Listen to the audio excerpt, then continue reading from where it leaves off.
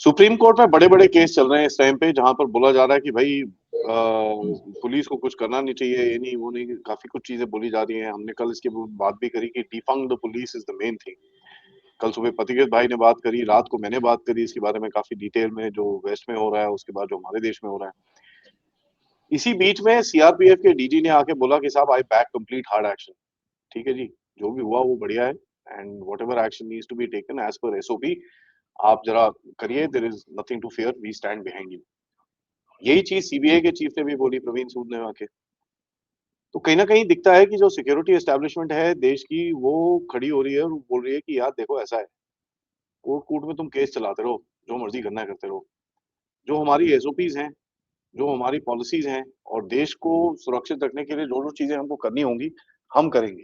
There is just no stopping about that. You can't tell us कि भाई ये नहीं कर सकते, दिस इज इनह्यूमन, ये वो। We don't accept that thing. And when leadership की तरफ से आता है, that also tells you that there is government also standing behind. अब ये लीडरशिप अपने आप आगे तो खड़े होकर बोल नहीं सकती, कहीं ना कहीं कुछ बैकिंग है, कुछ गेम है, व्हाटएवर इट इज। तो ये क्या है, इसके बारे में इसका लार्जर मैसेज क्या है, जरा बात करते हैं पति के भाई से। नमस्कार, जय हिंद, जय Bharat, and welcome to deaf talks. नमस्कार आदि भाई। आदि भाई, आई विल रिक्वेस्ट यू, अगर आप वो वीडियो दिखा पाए, स्पेन में अभी जो एक इन्वेशन चल रहा है लिटरली, तो इन्फिल्ट्रेटर्स नाव में आ रहा है अफ्रीका से, खास करके मोरक्को से जो बोला जा रहा है, और खुलेआम आ रहा है, कोई पुलिस नहीं है, कोई रोकने वाला नहीं है। उनका जो प्राइम मिनिस्टर है पेड्रो सैंचेज, उसको बोला गया, पीपल आर आस्किंग कि आर्मी को डिप्लॉय करो, वो नहीं कर रहा है। और वो बहुत बड़ा दोस्त है अलेक्जेंडर सोरोस का, पता चल रहा है, फोटोग्राफ्स भी है। तो एक सोचिए, एक देश, और ये सिर्फ स्पेन का नहीं, बहुत सारे ऐसे यूरोपियन देश है जहां पे ऐसे बेइंतहा इन्वेशन होता है। Spanish prime minister with the son of George Soros, इस तरह से लोग आ रहे हैं, और उनके पुलिस, बॉर्डर पुलिस, उनके जो लॉ एनफोर्समेंट एजेंसीज है, लाचार बैठे हैं। कुछ लोग चाहते हैं कि इंडिया में भी सिक्योरिटी एजेंसीज को ऐसे लाचार बना दिया जाए। अब इनके ऊपर जो इन्वेट कर रहा है, जो इलीगली घुस रहा है, नाव में समुद्र क्रॉस करके आ जाते हैं, ये सारे आया है, बोला जा रहा है, फ्रॉम मोरक्को। तो इनके ऊपर अगर पुलिस लाठी बरसे तो फिर क्या नारा होगा? Violation of human rights, violation of the rights of refugees. ये इन्वेडर्स है, और आप सोच सकते हो कि उसके बाद सोसाइटी का क्या हाल ये बनाएंगे। अगर कोई लीगली आए तो वो अलग चीज है, यही लोग अगर लीगली आए और स्पेन परमिट करे, वो अलग चीज होता है। तो ये जो सीआरपीएफ को टारगेट डेलिबरेटली किया जा रहा है ना, कि और ये बेसिकली किया जा रहा है बिकॉज जैसे मैंने कल आपको कहा था कि सेंट्रल रिजर्व पुलिस फोर्स का एक स्टेलर परफॉर्मेंस रहा है एंटी नक्सल ऑपरेशंस में, उसको टारगेट किया जा रहा है। So the DG of CRPF, mister GP Singh, is an IPS officer, and I respect such IPS officers. उन्होंने बोल दिया, as per SOP, standard operating procedure जो है, और as per rules of engagement आप अगर कोई एक्शन लेते हो, I will back it up. आपको उसके लिए टेंशन लेने की जरूरत नहीं, I am responsible for that.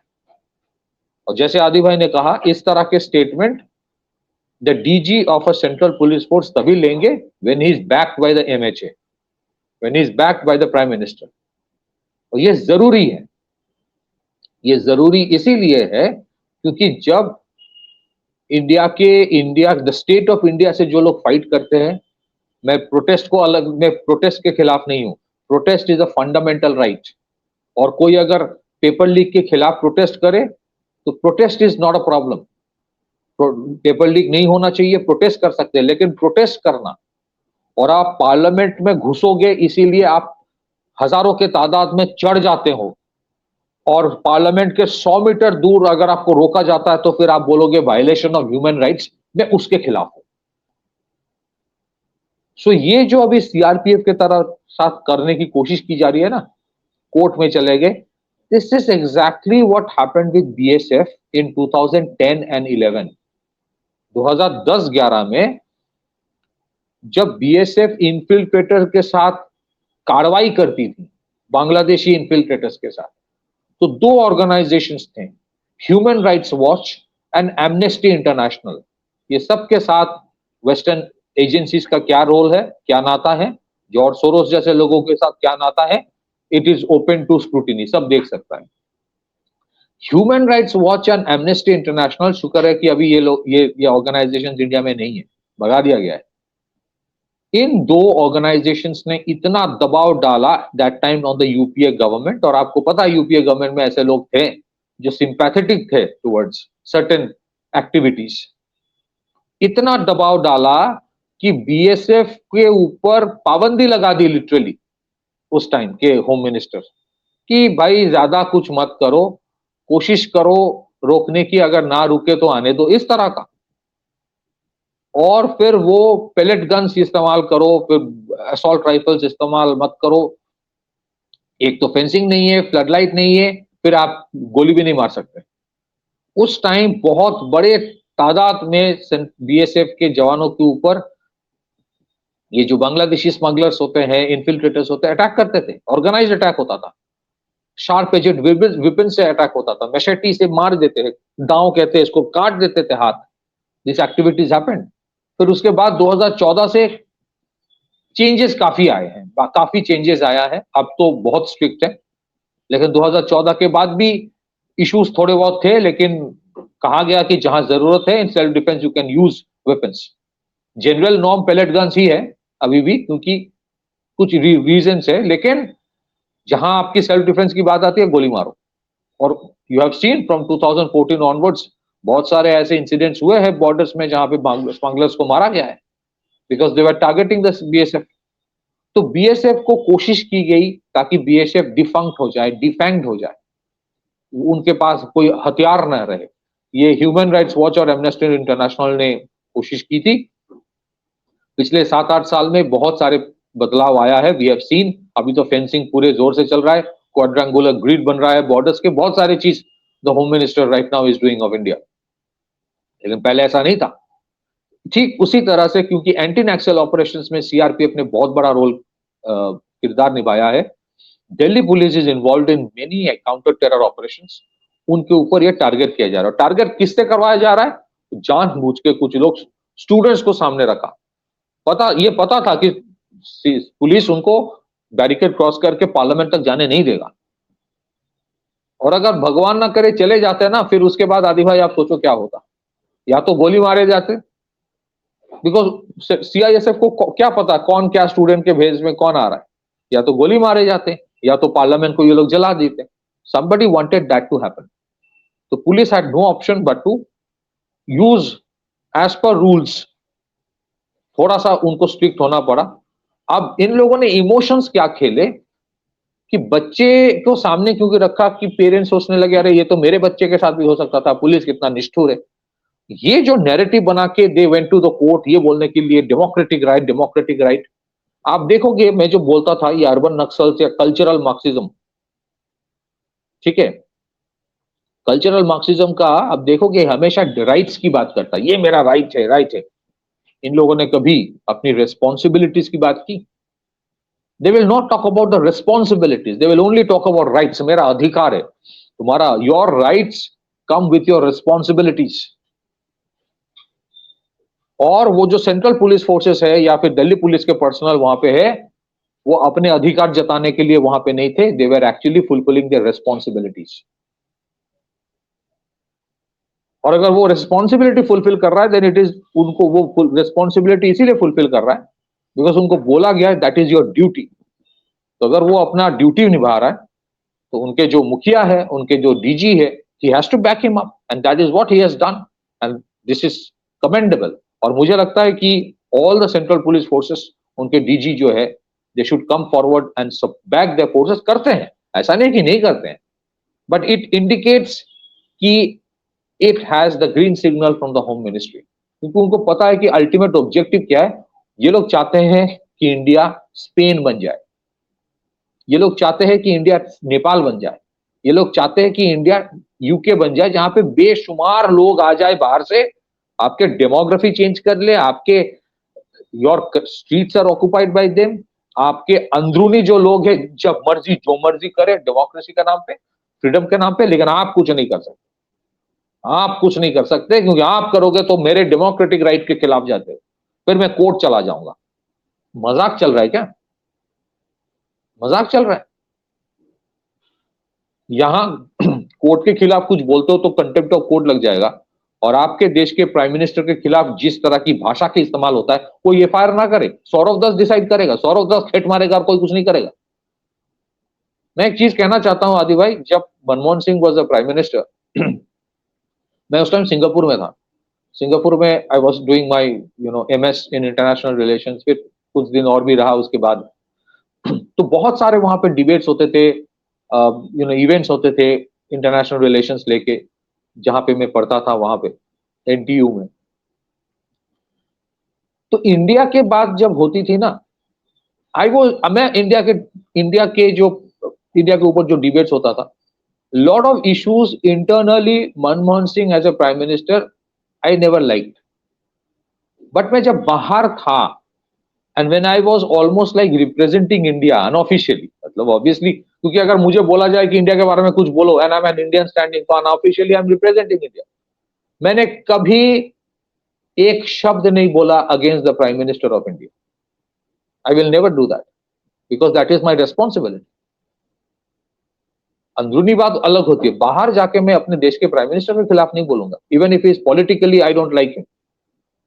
तो कुछ कुछ चीजें होते हैं जो मानना चाहिए, और किस कहां सोसाइटी ले जाना चाहते हैं ये लोग। सो सोसाइटी तब तक रहेगा तब तक जब तक आपके जो सिक्योरिटी ऑफ फोर्सेस ठीक ठाक रहता है, शास्त्र और शस्त्र एक साथ चलता है। शास्त्र जो है ना, आपके जो वैल्यू सिस्टम से, आपकी एजुकेशन है, आपकी जो कल्चर है, वो शास्त्र तब तक रहेगा जब तक शस्त्र रहेगा। एक टाइम था जब शस्त्र हम लोगों ने छोड़ दिया था तो इन्वेशन शुरू हो गया था, हम अपनी आपसी लड़ाई में भिड़े थे, उलझे हुए थे। आज भी कुछ लोग यही चाहते कि हम अपने हाथ से शस्त्र छोड़ दें। ह्यूमन राइट्स के नाम पे ये किया जाता है अभी, and that is why it is very important. आप सोचिए, वो बंदा, उसके साथ अगर कोई खड़ा ना हो, जो लाठी, जिसके ऊपर पथराव हो रहा था, जिसको लिंचिंग करने की कोशिश की गई थी, वो किसी का बाप है, किसी का बेटा है, किसी का भाई है, किसी का मामा है, वो उसके साथ अगर आज देश खड़ा ना हो पाए, तो कल अगर कोई टेरर अटैक करे, भगवान ना करे, ये बंदा किस किस हिम्मत से वो जाएगा, किसको बचाने जाएगा? क्या इसका मतलब है कि we are against protest? No, protest is a democratic fundamental right. लेकिन आप दायरे में प्रोटेस्ट कीजिए। आज तो प्रोटेस्ट चल रहा है झारखंड में, आज प्रोटेस्ट चल रहा है पंजाब में, बच्चों को पता नहीं है। क्यों? क्योंकि इंस्टाग्राम दिखा नहीं रहा है। आज अमेरिका में बैठकर कोई डिसाइड करता है कि एल्गोरिदम से ये डिसाइड किया जाता है कि कौन सा प्रोटेस्ट बच्चों को दिखाया जाता है। So we are fighting that invisible enemy. Jharkhand में प्रोटेस्ट चल रहा है पेपर लीक लेके, पंजाब में प्रोटेस्ट चल रहा है, किसी को पता नहीं देश भर में। क्यों? क्योंकि आज के जेन ज़ी तो पेपर पढ़ते नहीं है, टीवी देखते नहीं है, इंस्टाग्राम में उनको लगता है सारी खबर आ जाता है, बट वो इंस्टाग्राम में दिखाया नहीं जा रहा है, क्योंकि लोग चाहते ही नहीं कि नीट से फोकस हटके झारखंड चले जाए, जहां पे कोई और पॉलिटिकल पार्टी पावर में। सो डेमोक्रेटिक राइट की जो बात करता है ना, उनसे एक बार ये पूछना चाहिए, भाई तुम्हारे डेमोक्रेटिक राइट्स के साथ तुम्हारी रिस्पॉन्सिबिलिटीज भी तो कुछ होगी, या फिर जो आपकी तो चलो रिस्पॉन्सिबिलिटी नहीं है, जो रिस्पॉन्सिबिलिटी निभा रहा है, should we not stand with them? We must, and that is what the DG of CRPF has done, and we should all support that. क्या इसका मतलब है बच्चे प्रोटेस्ट नहीं कर सकते? कर सकते हैं, 100% कर सकते हैं। We stand with the right of people to protest. But protest का मतलब पार्लियामेंट बिल्डिंग को जलाना, इंडिया को नेपाल बनाना बोलना नहीं है। उसके खिलाफ हम लोग हैं, क्योंकि हम इस देश को स्पेन नहीं बनने देंगे, जहां पे नाव भर भर के हजारों के तादाद में लोग आ रहे हैं, कोई नहीं है सिक्योर करने के लिए। क्योंकि पेड्रो सैंचेज जो है वो पॉलिटिकली करेक्ट वोक है, वोकिज्म के विश्वासी है, अलेक्जेंडर सोरोस के दोस्त है। वो कैसे कुछ करे? वो तो डेमोक्रेटिक राइट्स ऑफ इन्वेडर्स के खिलाफ हो जाएगा। हमें ऐसा लोग नहीं चाहिए। Back to you Aditya. फिर कैसे लोग चाहिए भाई तुमको? We want a country run by rules of law. बस डेमोक्रेसी, अगर किसी के खिलाफ एक्सेस होता है आप कोर्ट जाइए, बट नहीं पेलेट गन बैन कर दो। कोर्ट ने कल बोल दिया पेलेट गन कैसे बैन होगा? ब्लैंकेट बैन नहीं हो सकता पेलेट गन को। हम अब्यूज, कोई अब्यूज कर देगा और बोलेंगे हाँ तो abuse is not a criminal offence. ये सौरभ दास की लीगल लेक्चर है। क्या चाहते हो सोसाइटी में? हर कोई हर टाइम आपके माँ बाप बहन को गाली दे और वो नॉर्मलाइज हो जाए? आप ऐसा सोसाइटी चाहते हो? आप ऐसे सोसाइटी चाहते हो जहां पे एजुकेशन या एजुकेशन का आप how are you educated if that is your language? How are you educated? मतलब एक वेरी इंटरेस्टिंग चीज मैं आपसे पूछना चाहता हूं आदि भाई, नेपाल में जो हुआ, जो लोगों ने जला दिया, पार्लियामेंट जला दिया, ये जला दिया, वो जला दिया, अरे तुम प्रोटेस्ट किस लिए कर रहे हो? तुम बेहतर नेपाल चाहते हो ना? अगर तुम बेहतर नेपाल चाहते हो और नेपाल से तुम्हें प्यार है, तो फिर नेपाल के सारे बड़े बड़े आइकॉनिक बिल्डिंग्स और पार्लियामेंट तुम जला दोगे और पूरी टूरिज्म इंडस्ट्री खत्म हो गई थी नेपाल की। बांग्लादेश में जिन लोगों ने किया, ये कह के कि हमें एक बेटर बांग्लादेश चाहिए, तुम्हें बेटर बांग्लादेश चाहिए तो आपने क्या किया? आपने बांग्लादेश का जो कोर इंडस्ट्री है, टेक्सटाइल इंडस्ट्री, उसी को खत्म कर दिया जला जला के।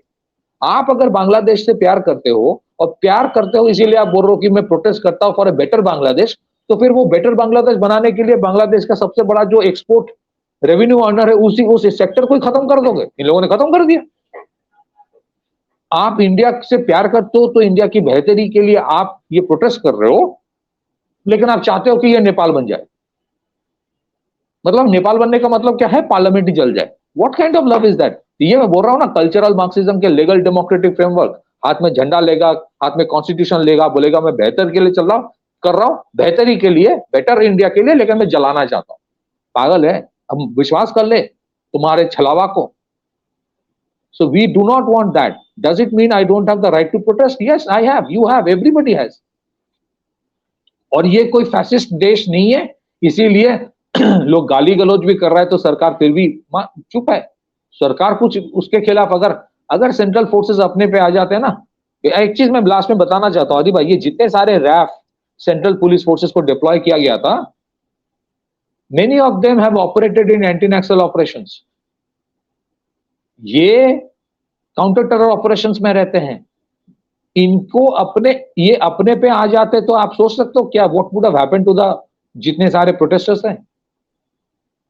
दे शो ट्रिमेंडस रिस्ट्रेंट दिखाने के बावजूद, पत्थर खाने के बावजूद आप बोल रहे हो उसने बहुत वायलेशन किया है, दे वर वायलेटिंग माय ह्यूमन राइट्स। तुम्हें माला पहना दे, हाथ में बम दे दे, जाओ जाके फोड़ दो हम लोग राइट्स के नाम पे। So we want a country run by the rule of law. अगर उस रूल ऑफ लॉ में सरकार भी कोई गलती करे, go to the court, fight for it, protest. लेकिन प्रोटेस्ट के नाम पे आप इंडिया के इंफ्रास्ट्रक्चर को जलाओगे, वो एक्सेप्टेबल नहीं। Back to you Aditya. Thank you so much for that. सबसे रिक्वेस्ट है वीडियो को लाइक करिए, सब्सक्राइब करिए and share this with your friends and families, and of course if you can please support the channel, check out our description and of course visit our website and download the app. नमस्कार, जय हिंद, जय भारत।